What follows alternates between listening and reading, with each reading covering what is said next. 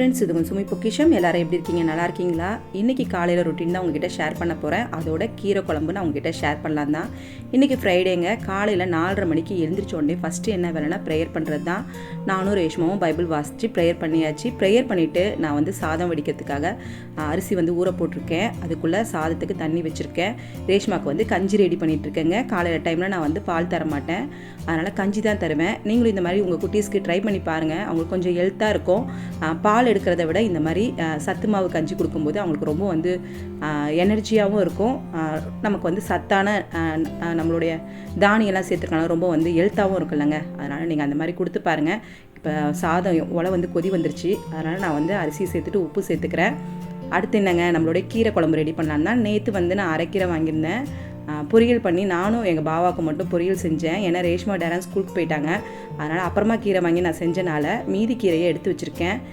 கீரை குழம்புனா எங்கள் வீட்டில் எல்லாருக்கும் ரொம்ப பிடிக்கும். ரொம்ப சுலபமாக செய்கிறது, ஆனால் ரொம்ப டேஸ்ட்டாக இருக்கும். நீங்கள் எதுவுமே தொட்டுக்கே தேவையில்லை, அதை வச்சு சாப்பிட்டாலே போதும்.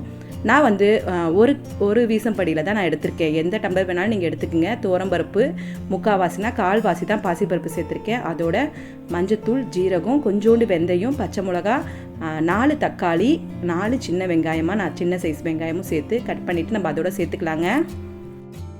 கூடவே ஒரு பூண்டையும் தோல் உரிச்சிட்டு நீங்கள் அதை சேர்த்துக்குங்க. பொடிசாக கட் பண்ணி எடுத்துக்குங்க. இப்போ நான் செய்கிற அளவு 4 பேருக்கு நான் நைட்டு வரக்கூடாது அப்படின்றதுக்காக நான் ஒரே ஒரு சின்ன வீசம்படியில் தான் சேர்த்துருக்கேன். நிறையா வேணும்னா நம்ம நைட்டில் சாப்பிடக்கூடாது இல்லைங்க கீரை. நிறையா காலையிலேயே நம்ம தோசைக்கெலாம் தொட்டு சாப்பிட்றது இருந்தால் நீங்கள் ஜாஸ்தி ரெடி பண்ணிக்கலாம். நான் மத்தியானத்துக்கு தான் ரெடி பண்ணியிருக்கேன். அதனால் மத்தியானத்தோடு முடிகிற மாதிரி ரெடி பண்ணியிருக்கேன். அதனால் நான் அளவு கம்மியாக எடுத்துருக்கேங்க. நீங்கள் உங்களுக்கு வேணும்னா ஜாஸ்தி எடுத்துக்கோங்க. இப்போ நம்ம தக்காளியை கட் பண்ணி சேர்த்துட்டு நம்மளோட வெங்காயத்தையும் பொடியாக கட் பண்ணி சேர்த்துக்கலாம். அதோட பூண்டும் சேர்த்துட்டு கொஞ்சம் பெருங்காயத்தூளும் மஞ்சத்தூளும் சேர்த்துட்டு நம்ம மூடி போட்டு விசில் வைக்க வேண்டியதாங்க. எப்பயும் போல் 5 விசில் வைங்க. அதோட கீரையும் கழுவிட்டு சேர்த்துக்கணும். ஒவ்வொருத்தங்க கீரையை கடைசியாக சேர்க்கணுன்னுவாங்க. நான் அப்படி சேர்க்க மாட்டேங்க. ஆனால் எந்த டேஸ்ட்டுமே மாறாது. இன்னும் நல்லா ஃப்ளேவர் தான் இறங்கிக்குமே தவிர அதோட டேஸ்ட் மாறதுக்கு சான்ஸே இல்லை. அதே மாதிரி க்ரீனாக தான் இருக்கும். உங்களுக்கு கருப்பாயிடணுவாங்க. அப்படிலாம் ஆகவே ஆகாது. நான் எப்பயுமே இப்படி தான் கீரை குழம்பு ரெடி பண்ணுவேன். கீரை குழம்புனா எங்கள் வீட்டில் எந்த ஒரு வாழைக்காவோ உருளைக்கிழங்கு இருந்தாலே போதும், அவங்களுக்கு அவ்வளோ பிடிக்கும். அந்த கீரை குழம்புனா அவ்வளோ ஒரு டேஸ்ட்டாக இருக்கும். நீங்கள் இது வரைக்கும் கீரை குழம்பு நீங்கள் ரெடி பண்ணல அப்படின்னா இந்த கீரை குழம்பை ட்ரை பண்ணி பாருங்கள். ரொம்ப சூப்பராகவே இருக்குங்க. நான் ஒரு முழு பூண்டையுமே சேர்த்துக்கிறேன். அப்போ தான் இன்னும் டேஸ்ட்டாக இருக்கும். நீங்கள் அந்த மாதிரி சேர்த்து பாருங்கள். இந்த மாதிரி கீரை குழம்பு நீங்கள் ட்ரை பண்ணலன்னா ட்ரை பண்ணி பாருங்கள். இப்போ பாருங்கள், நான் அரைக்கீரையை கொஞ்சோண்டு உப்பு போட்டு ஊற வச்சுருந்தேன். அப்புறம் நல்லா அலசிட்டு நான் பருப்போடு சேர்த்துக்கலாங்க. சேர்த்துட்டு 5 விசில் வச்சுக்க எடுத்துக்க போகிறேன். ஏன்னா நம்ம பருப்பு சேர்த்துருக்கோம்ல, அதனால் 5 விசில் எடுத்து சேர்த்தா தான் நல்லா உங்களுக்கு வெந்திருக்கும். இல்லைனா பருப்பு உங்களுக்கு முழுசாக இருக்கிற மாதிரி இருந்துச்சுன்னா உங்களுடைய கீரை குழம்பு டேஸ்ட்டாகவே இருக்காதுங்க. அதனால் இப்போ பாருங்கள், நம்ம கீரையும் சேர்த்தாச்சு. கொஞ்சோண்டு பெருங்காயத்தூளும் சேர்த்துட்டு நம்ம குக்கர் போட்டு மூடி வைக்க வேண்டியதான். எப்பயும் என்ன குழம்பு வைக்கிறது அப்படின்னு நமக்கு யோசிப்போம். இந்த மாதிரி கீரையில் நீங்கள் ஒரு நாள் கீரை பொரியல் செஞ்சிட்டிங்கன்னா 2 பேர் தான் சாப்பிட்றோம் அப்படின்னா கீரை மீதி மீறும். அதை அடுத்த நாள் நீங்கள் எடுத்து வச்சுட்டு இந்த மாதிரி கீரை குழம்பு ரெடி பண்ணி பாருங்கள். இப்போ அரைக்கீரைலாம் வாங்கினீங்கன்னா நிறையா இருக்கும். அப்போ எல்லாருக்கும் மத்தியான டைமில் 2 பேர் தான் சாப்பிட முடியும், எல்லாரும் சாப்பிட முடியாது. அதனால் நீங்கள் அடுத்த நாள் எடுத்து வச்சுட்டு க்ளீன் பண்ணி எடுத்து வச்சுட்டு நீங்கள் அடுத்த நாள் கட் பண்ணிவிட்டு நீங்கள் சேர்த்துக்குங்க. கட் பண்ணி எடுத்து வச்சுருங்க. அடுத்த நாள் நீங்கள் இந்த மாதிரி நீங்கள் கீரை குழம்பு ரெடி பண்ணி பாருங்கள். ரொம்ப நல்லாவே இருக்கும். நான் ஒரு பெரிய வாழைக்காய் எடுத்துருக்கேன். ஏன்னா இந்த கீரை குழம்புனாலே வாழைக்காய் தான் ரேஷ்மாக்கும் நேரனுக்கும் ரொம்ப பிடிக்கும். வாழைக்காய் இல்லைனா உருளைக்கிழங்கு சிப்ஸ் கொடுக்குறனால அவங்களுக்கு வேணாம்னு சொல்லிட்டு நான் வாழைக்காய் தாங்க இன்றைக்கி வாழைக்காய் தான் வறுத்து தரப்போகிறேன். அதனால் நான் மிளகாத்தூள், மஞ்சத்தூள், கொஞ்சோண்டு கரம் மசாலா சேர்த்துட்டு நான் இன்றைக்கி செஞ்சு கொடுக்க போகிறேங்க. இஞ்சி பூண்டு பேஸ்ட்லாம் நான் சேர்க்காமல் அவங்களுக்கு வேணும்னாங்க. அதனால் நான் அப்படி தான் செஞ்சு கொடுக்க போகிறேன். நீங்கள் இந்த மாதிரி வாழைக்காய் செஞ்சதுலன்னா செஞ்சு பாருங்கள்.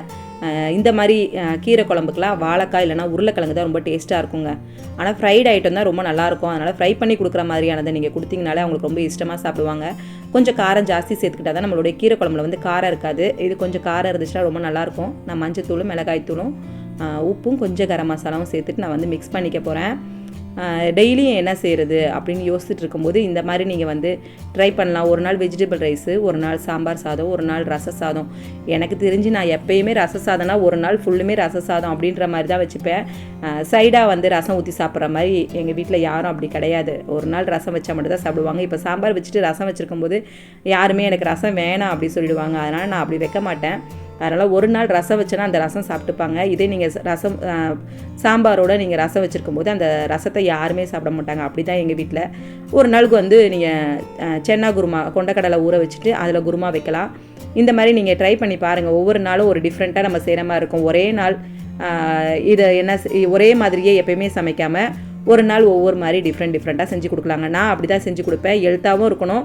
நம்ம வீட்டில் எப்படி மத்தியானம் லஞ்சு சாப்பிடுவோமோ அதே மாதிரியே தான் நம்ம கொடுக்கணும். நான் ஒரு டம்ளரில் வந்து பாலாடையெல்லாம் எடுத்து வச்சுருக்கேங்க. நீங்கள் எடுத்து வைக்கிறீங்களா? அப்படி எடுத்து வைங்க. கொஞ்சம் சோம்பேறித்தனம் படாமல் நம்ம எடுத்து வச்சோன்னா நமக்கு வந்து நம்ம வீட்டில் எடுக்கிற பாலாடையிலேருந்து நிறைய கீ ரெடி பண்ணலாம். நான் இப்போ வரைக்கும் எடுத்து வச்சுருக்கேன். இப்போ இன்னும் கொஞ்சம் தான் இருக்குது என்னுடைய பாக்ஸ் வந்து ஃபுல்லாகிறதுக்கு. அது ஃபுல்லாகிடுச்சுன்னா எனக்கு 3/4 லிட்டர் வந்து நான் வந்து கீ எடுப்பேங்க.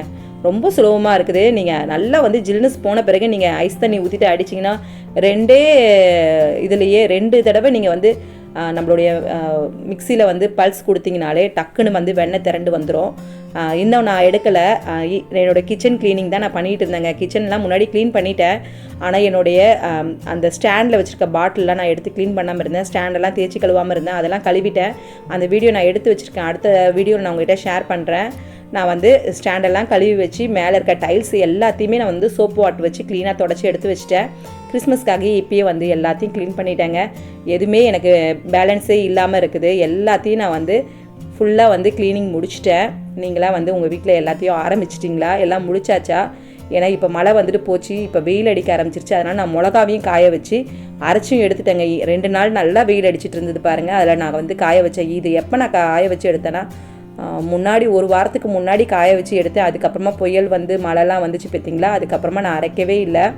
நான் இன்றைக்கி வந்து 2 நாளாக காய வச்சு இன்றைக்கி அரைச்சி எடுத்துட்டேங்க. மிளகாத்தூளுக்கு பிரச்சனை கிடையாது. ஏன்னா எனக்கு கடை மிளகாத்தூள் சேர்த்தாலே எனக்கு வந்து வயிறு எரிச்சல் எனக்கும் வரும், எங்கள் பாபாவுக்கும் வரும். இல்லைனா எங்களுக்கு ஒரு மாதிரி அந்த வயிறே ஒத்துக்காமல் போகும் கடையில் வாங்குகிற மிளகாத்தூள். அதனால் நான் எப்பவுமே வீட்டில் அரைச்சி வீட்டில் அரைச்சி செய்கிற மிளகாத்தூள் தான் எனக்கு வந்து ஒத்துக்கும். அதனால் நான் மிளகாத்தூளை அரைச்சி வச்சுட்டேங்க. 2 கிலோ அரைச்சி வச்சுட்டேன். ஒரு 6 மாதத்துக்கு நமக்கு பிரச்சனை இல்லை. 6 4 5 மாதம் கிட்ட வரும். எப்படி இருந்தாலும் ஏற்கனவே அரைச்சதும் இருக்குது. அதனால் நான் வந்து அரைச்சி எடுத்து வச்சுட்டேன். இந்த சைடு பார்த்தீங்கன்னா நம்ம கீரை குழம்பும் ரெடி ஆகிடுச்சு. இப்போ நம்ம வந்து நல்லா வந்து ஒரு தடவை கரண்டியால் நல்லா மசிச்சுக்கலாங்க. அதனால் மிளகாய்த்தூள் அரைச்சிட்டேன். நீங்களாம் அரைக்காமல் இருந்தீங்கன்னா இப்போ வெயில் அடிக்கும் போதே நீங்கள் அரைச்சி எடுத்து வச்சுக்கோங்க. கிறிஸ்மஸ்க்காக டெக்கரேஷன்லாம் பண்ண ஆரம்பிச்சிட்டிங்களா? நாங்கள் அப்படி இப்படி கொஞ்சம் கொஞ்சமாக செஞ்சிட்ருக்கோம். ட்ரெஸ்லாம் போய் எடுத்துகிட்டு வந்துட்டு தைக்க கொடுத்தாச்சுங்க. இல்லைன்னா நான் உங்ககிட்ட காமிச்சிருப்பேன். அதனால் இந்த கிறிஸ்மஸ்க்கு நான் சாரீ வந்து வேர் பண்ணும்போது உங்ககிட்ட காட்டுறேன். ஆனால் நான் இந்த தடவை அந்த காப்பர் சாரீ தாங்க எடுத்து வச்சது இருந்தது. அதனால் அதோடு நான் இன்னொரு சாரியும் எடுத்திருக்கேன். இன்னொரு சாரியும் எடுத்து கொடுத்தாரு. ஆனால் அதை எனக்கு இப்போ கட்டுறதுக்கு இஷ்டம் இல்லை. அது ரொம்ப வந்து ரேட்டு ஜாஸ்தி. சரி, அதை இப்போ கட்ட வேணாம். அது ஒரு நாள் ஒரு செலிப்ரேஷன் பண்ணுறதுக்கு ஒரு நாள் இருக்குது. அதுதான் முக்கியமான நாள். அதனால் அன்னைக்கு வந்து அந்த சாரியை வந்து வேர் பண்ணலான்னு நான் வந்து தைக்க எடுத்து வச்சுருக்கேங்க. அதனால் என் சாரியை நான் வந்து வேர் பண்ணும்போது நீங்கள் பாருங்கள். கிறிஸ்மஸ்க்கு ரொம்ப நிறைய கலெக்ஷன் நமக்கு தாங்க இருக்குது. லேடிஸ்க்கு தான் நிறைய கலெக்ஷன் இருக்குது. போத்தீஸில் போனீங்கனாலே சாரீ கலெக்ஷன் தான் சூப்பர் அப்படின்னு நான் சொல்லுவேன். மற்றது எதுவும் அப்படி ஒன்றும் எனக்கு ஒன்றும் பெருசாக தெரியாது. நீங்கள் சாரீ போய் பார்த்தீங்கன்னா நீங்கள் வந்து இது எனக்கு பிடிக்கலன்னு சொல்லவே மாட்டீங்க. எல்லா சாரியுமே சூப்பராக இருக்கும் போத்தீஸில். நான் அப்படி தான் சாரீ கலெக்ஷன் போய் எந்த சாரீ பார்த்தாலும் சூப்பராக இருக்க மாதிரி இருந்துச்சு. அப்படி தான் நான் வந்து செலக்ட் பண்ணி எனக்கு இல்லாத கலராக நான் பார்த்து எடுத்துகிட்டு வந்தேன். இப்போ நம்ம எண்ணெய் சேர்த்துட்டு கடுகு காஞ்ச மிளகா போட்டு தாளிச்சிக்கலாங்க. கடுகு உளுத்த பருப்பு சேர்த்துக்கலாம். காஞ்ச மிளகா 2 காஞ்ச மிளகா சேர்த்துக்கலாம்.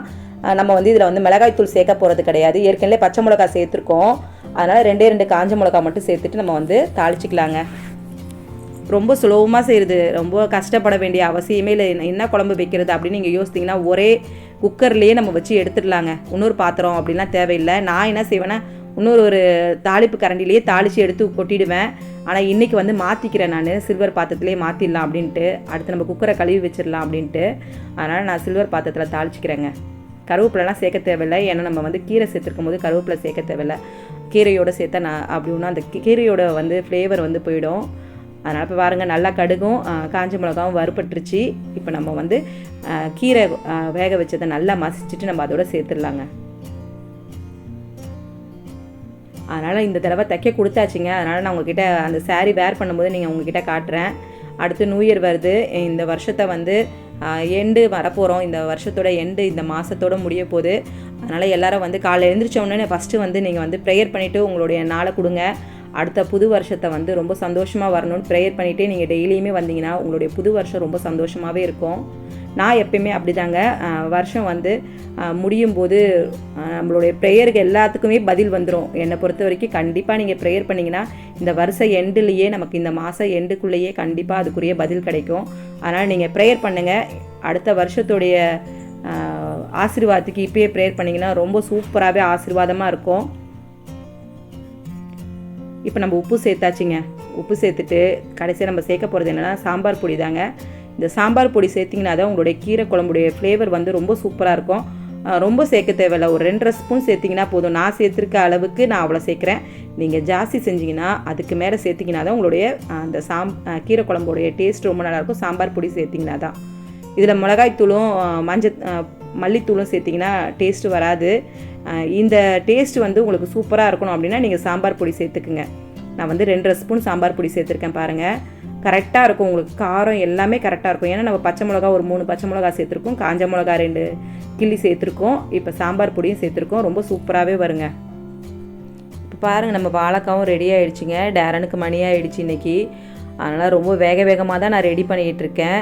கடைசியாக பார்த்தீங்கன்னா நம்மளுடைய கீரை குழம்பு ரெடி ஆகிடுச்சு பார்த்தீங்களா. கடைசியாக பெருங்காயத்தூள் சேர்த்துட்டு நீங்கள் கீரை குழம்பை இறக்குங்க. பெருங்காயத்தூள் நீங்கள் எவ்வளோ சேர்க்குறீங்களோ உங்களுடைய கீரை குழம்பு ரொம்ப சூப்பராக இருக்குங்க. நான் வந்து கடைசியாக பெருங்காயத்தூள் சேர்த்துட்டு தான் எப்போயுமே இறக்குவேன். பெருங்காயத்தூள் சேர்த்துன்னு ரொம்ப நேரம் கொதிக்கக்கூடாது. நம்ம வந்து கலந்துட்டு ஆஃப் பண்ணிட வேண்டியதுதான்.